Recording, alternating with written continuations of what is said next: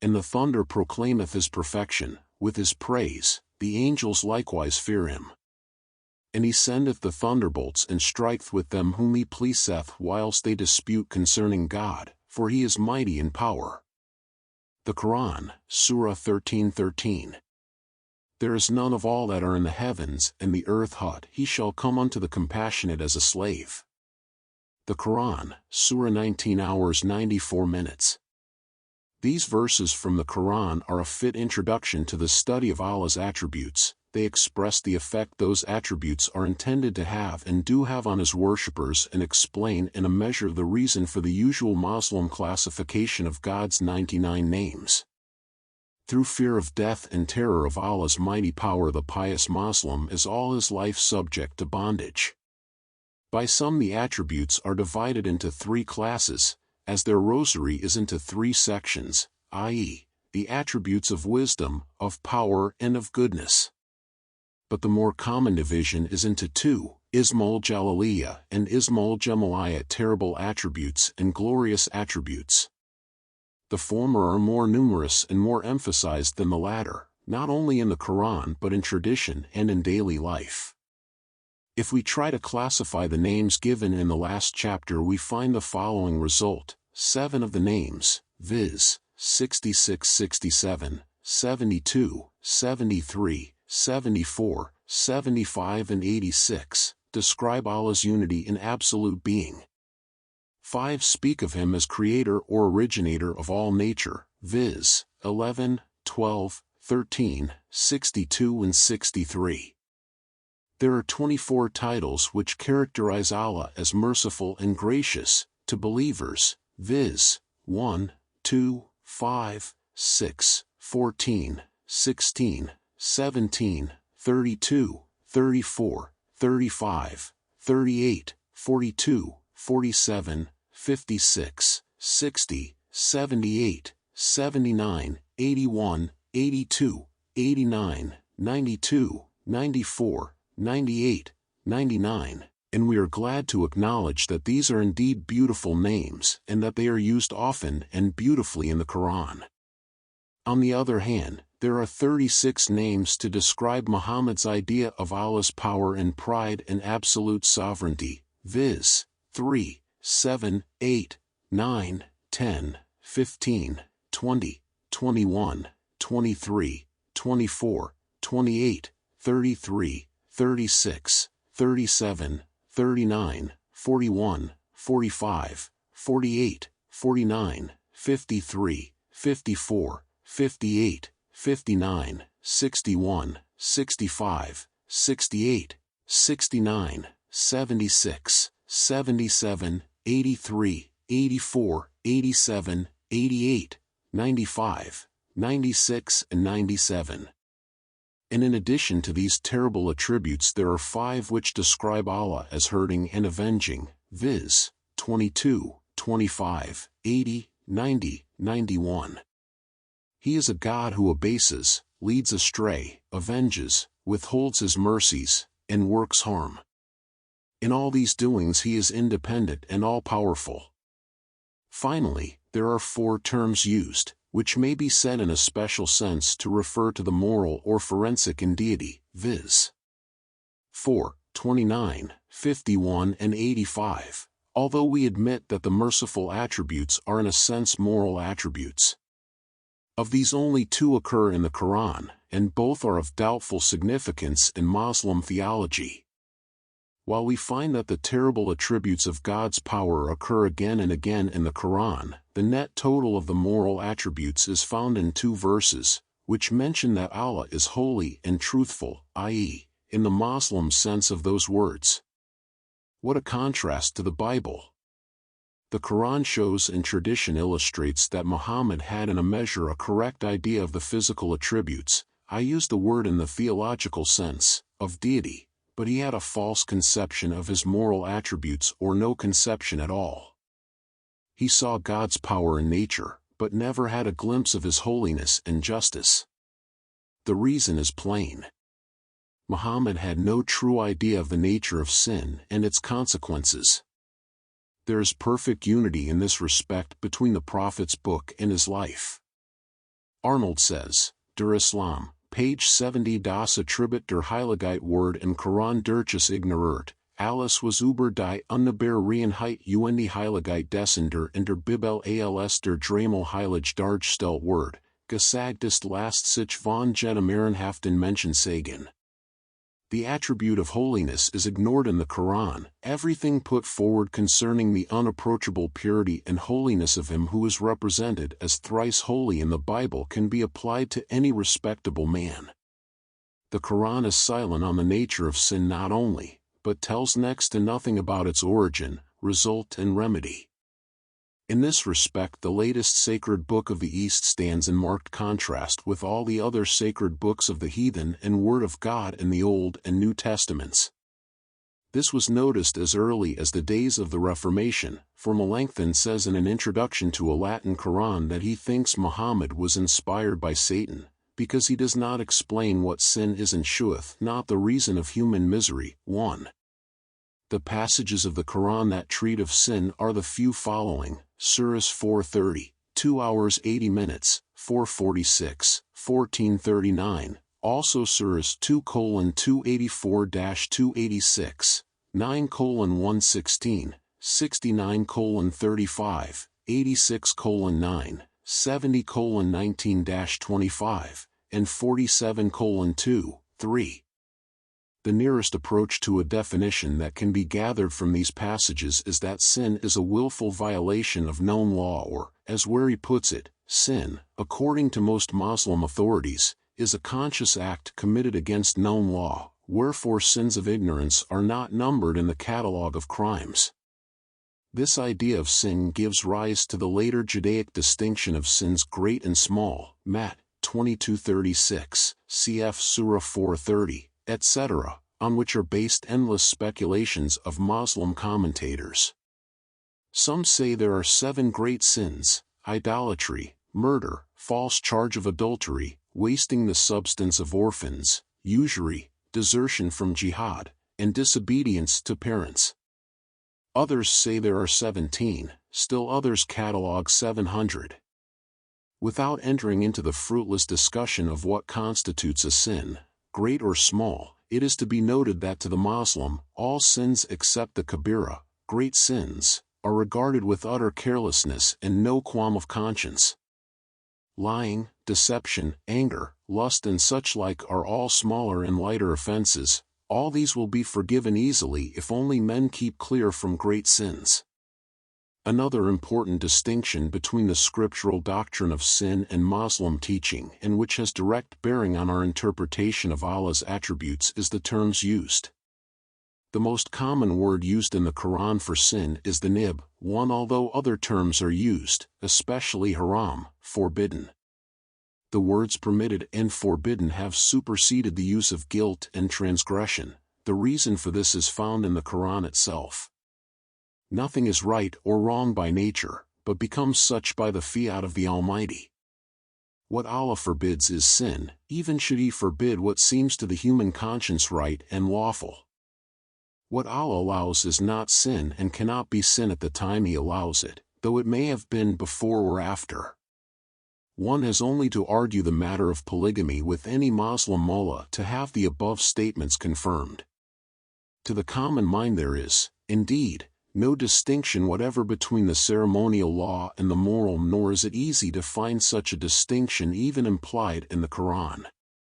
It is as great an offense to pray with unwashen hands as to tell a lie, and pious Muslims who nightly break the 7th commandment, according to their own lax interpretation of it, will shrink from a tin of English meat for fear they be defiled with swine's flesh. As regards the moral code, Islam is Phariseeism translated into Arabic. The lack of all distinction between the ceremonial and moral law comes out most of all in the traditional sayings of the Prophet. These sayings, we must remember, have nearly equal authority with the Quran itself. Take 2 examples. The Prophet, upon whom be prayers and peace, said, 1 dirham of usury which a man eats, knowing it to be so, is more grievous than 36 fornications, and whosoever has been so nourished is worthy of hellfire. The taking of interest has 70 parts of guilt, the least of which is as if a man commits incest with his mother. The trousers of a man must be to the middle of his leg, but whatever is below that is in hellfire. 1. To understand the great lack of the moral element in the attributes of Allah, we must go further. In the Muslim system and according to Quran and fortified by tradition, all sin is, after all, a matter of minor importance. It is the repetition of the creed that counts, and not the reformation of character. To repeat the kalima, there is no God but Allah and Muhammad is Allah's prophet, ipso facto constitutes one a true believer. All other considerations are of less import. So confidently is this asserted by Muslim teachers that they say, even if one should repeat the kalima accidentally or by compulsion, it would make him a Muslim. In a fanatic company, I was told, it would be decidedly dangerous for a non-Muslim to say the creed even casually in conversation because, so they said, they would then take the Nasrani by force and circumcise him. Repeating the creed is the door into the religion of Muhammad. The Quran teaches that the first sinner was Adam, Surah 235, and yet the general belief of Muslims today is that all the prophets, including Adam, were without sin. Especially is the latter asserted in regard to Muhammad, the seal of the prophets, Quran, tradition, and history to the contrary notwithstanding. The portion of unrepentant sinners is hellfire, Surahs 1851, 49:89 and 20 hours 76 minutes. The punishment is eternal, 43:74-78, and there is then no repentance possible, 26:91-105. All the wealth of Arabic vocabulary is exhausted in Muhammad's fearful and particularized descriptions of the awful torments of the doomed. And for deeper tints in the horrible picture one has only to read the commentators, who also delight in describing the situation of the unbelievers. Hell has 7 divisions, each with special terrors in purpose and name. Jahannam is the Muslims' purgatory, lays ablazes for Christians, El-Hatuma is hot for the Jews, Sire for the Sabaeans, Saqar scorches the Magi, El-Jahim is the huge, hot fire for idolaters, and Hawiyah the bottomless pit for hypocrites. So say the commentaries, but the Quran only gives the names and says that each portal has his party. It is remarkable that nearly all the references to hell punishment are in the Medina surahs, and therefore belong to the latter period of the Prophet's life. The allusions to hell in the Mecca surahs are very brief and are in every case directed against unbelievers in the Prophet's mission and not against sin. Hughes' Dictionary of Islam, page 171. The conclusion we come to, both from the study of the Quran and of tradition, is that Allah does not appear to be bound by any standard of justice. For example, the worship of the creature is heinous to the Muslim mind, and yet Allah punished Satan for not being willing to worship Adam. Surah 2:28-31. Allah is merciful in winking at the sins of his favorites, such as the prophets and those who fight in his battles, but is the quick avenger of all infidels and idolaters. He reveals truth to his prophets, but also abrogates it, changes the message, or makes them forget it. Surah 2:105. The whole teaching of Muslim exegetes on the subject of Nasikh and Mansukh, or the abrogated verses of the Quran, is utterly opposed to the idea of God's immutability and truth. There are 20 cases given in which one revelation superseded, contradicted, or abrogated a previous revelation to Muhammad. 1 Allah's moral law changes, like his ceremonial law, according to times and circumstances. He is the Clement. Muslim teachers have in my presence utterly denied that Allah is subject to an absolute standard of moral rectitude. He can do what he pleases. The Quran often asserts this. Not only physically, but morally, he is almighty, in the Muslim sense of the word. Allah, the Quran says, is the best plotter. Allah mocks and deceives. Allah makes it easy for those who accept the Prophet's message. Surahs 829, 353, 27:51, 86:15, 16:4, 44:15, 9:5. Al-Ghazali says, Allah's justice is not to be compared with the justice of men. For a man may be supposed to act unjustly by invading the possession of another, but no injustice can be conceived on the part of God. It is in his power to pour down upon men torments, and if he were to do it, his justice could not be arraigned. Yet he rewards those that worship him for their obedience on account of his promise and beneficence, not of their merit or of necessity, since there is nothing which he can be tied to perform, nor can any injustice be supposed in him, nor can he be under any obligation to any person whatsoever. 1 According to one tradition, the 7 chief attributes of deity are life, knowledge, purpose, power, hearing, sight, and speech. 2 Even granted that these are used in a superlative sense, they would still describe only an intelligent giant. Muhammad al-Burkawi in his book on these 7 chief attributes uses language that leaves no doubt of his idea of what the Quran teaches. He says, Allah can annihilate the universe if it seems good to him and recreate it in an instant. He receives neither profit nor loss from whatever happens. If all the infidels became believers and all the wicked pious, he would gain nothing. And if all believers became infidels, it would not cause him loss. He can annihilate even heaven itself.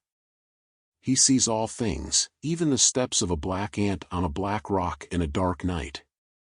This last expression shows how the idea of God's omniscience remains purely physical, even in its highest aspect. How much loftier is the thought of God's omniscience in the 139th Psalm than in any verse of the Quran or any passage of the traditions. In the Quran, God's eye is a big microscope by which he examines his creatures. In the Bible, his eye is a flame of fire laying bare the deepest thoughts and intents of the heart. The Quran has no word for conscience. It is the same when we go to the Quran, or to tradition, for a description of God's power. The wonderful verse of the throne, which is often quoted as proof of Muhammad's noble ideas, is an instance in point. The verse reads, God, there is no God but He, the living, the self-subsistent. Slumber takes him not nor sleep. His is what is in the heavens and what is in the earth. Who is it that intercedes with him save by his permission? He knows what is before them and what behind them, and they comprehend not aught of his knowledge but of what he pleases. His throne extends over the heavens and the earth, and it tires him not to guard them both, for he is the high and the grand. Zamakhshari, after explaining on this passage why Allah does not need physical sleep, tells the following tradition. The children of Israel asked Moses why God did not slumber or sleep or take rest. In reply to their question, God told Moses to remain awake for 3 days and nights, and at the end of that time to hold 2 glass bottles in his hands. He did so, and, overcome with drowsiness, smashed the one against the other. Tell your people, said Allah, that I hold in one hand the 7 heavens and in the other the 7 worlds. If my eyes should slumber, verily the universe would smash as did Moses' bottles. What must have been Muhammad's idea of the character of God when he named him the proud, the all-compelling, the slayer, the deferrer, the indulgent and the harmful? Nor can the mind reconcile such attributes with those of goodness and compassion without doing violence to the text of the Quran itself. Some Muslim theologians, therefore, teach that all the good attributes are exercised toward believers and terrible ones toward unbelievers, making of Allah a sort of two-faced Janus. In the Moslim doctrine of the unity, all real unity is absent. The attributes of Allah can no more be made to agree than the surahs which he sent down to Muhammad, but in neither case does this lack of agreement, according to Muslims, reflect on Allah's character. When God is once called the Holy in the Quran, Surah 59, the term does not signify moral purity or perfection, as is evident from the exegetes and from any Mohammedan Arabic lexicon. Badawi's comment on the word is, holy means the complete absence of anything that would make him less than he is one. All the commentaries I have seen leave out the idea of moral purity and use at the most the word tahir as a synonym. This means ceremonially clean, circumcised, etc. In the dictionaries, too, the idea of holiness, for Qudus, in the Old Testament sense, is absent. The Taj el-Aruz and the Muhit el-Muhit dictionaries tell us Qudus is pure, tahir, but when our hopes were awakened to find a spiritual idea, the next definition reads, Qudus, a vessel used to wash the parts of the body in the bath. This is the special name for such a vessel in Hijaz. El-Hijaz was Muhammad's native country. It is no better if we study the Quran use of the word tahir. That, too, has only reference to outward purity of the body.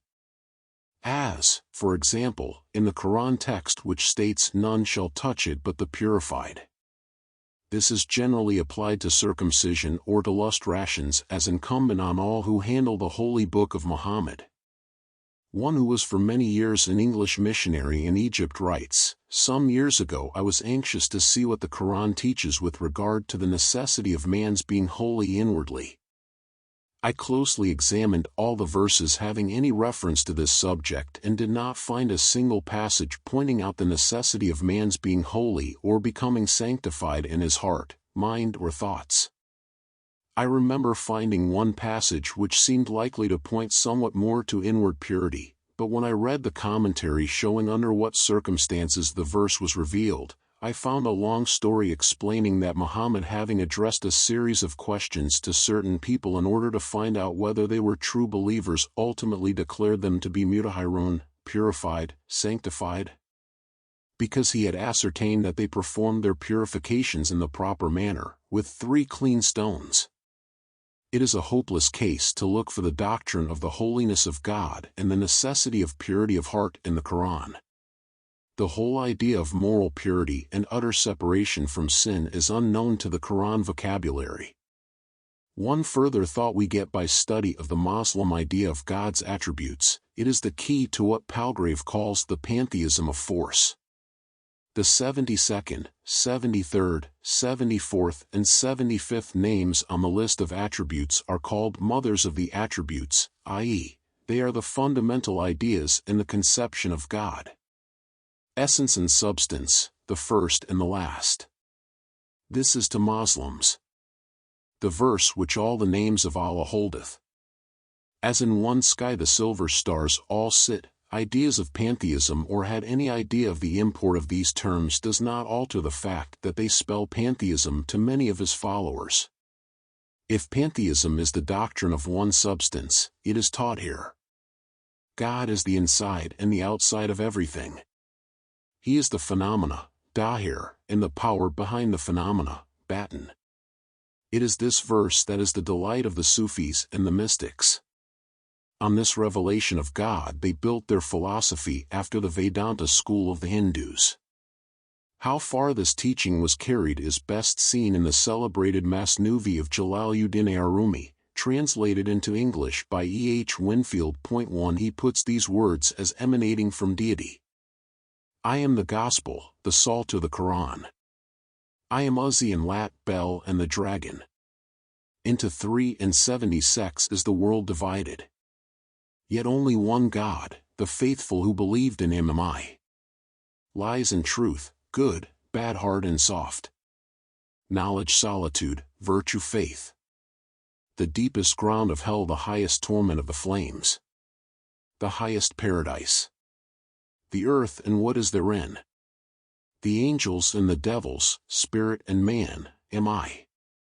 What is the goal of speech, O tell it, Shems Tabrizi? The goal of sense? This, the world soul am I.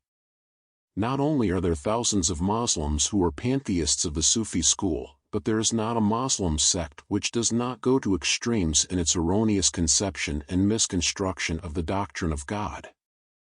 The Wahhabis are accused, and not without reason, of being gross anthropomorphists. As a revolt from the rationalism of the Mutazilite school, many, in the days of the Abbasids, held anthropomorphic views of deity and materialistic ideas in regard to the soul. The soul, for example, was conceived of by them as corporeal or as an accident of the body, and the divine essence was imagined as a human body. The religion's teaching and art of the Muslims were greatly averse to the symbolical Godfather of the Christians, but there was an abundance of absurd speculations about the form of Allah. Some went so far as to ascribe to him all the bodily members together, with the exception of the beard and other privileges of Oriental manhood. 1. The Salabiya hold that God is indifferent to the actions of men, just as though he were in a state of sleep. The Mustariya hold that good and evil are both directly from God and that man is entirely irresponsible. The Nazamiya hold that it is lawful to speak of the Almighty as the thing. Some schools hold that the attributes are eternal and others deny it to save their idea of pure and absolute monism in deity. 4. They argue, if any of the attributes are eternal, or all of them, there is more than one eternal and two eternals is infidelity. One sect, the Mutarabizia, chose an impossible, although golden, mean by teaching that Allah with all his attributes, save three, is eternal, but his power, knowledge and purpose were created. What Allah could have been before he had power, knowledge or purpose they do not say. In only one passage of the Koran, Allah is described as seemingly dependent on or indebted to something outside of himself. The verse represents Allah as the light of the world, but the commentaries cast no light on its peculiar and evidently mystical teaching. God is the light of the heavens and the earth. His light is as a niche in which is a lamp, and the lamp is in a glass. The glass is as though it were a glittering star. It is lit from a blessed tree, an olive, neither of the east nor of the west, the oil of which would well nigh give light though no fire touched it. Light upon light. Surah 2400 hours 35. Is this one of the many distorted reflections of ideas which Muhammad borrowed from the Jews, and does he refer to the golden candlestick?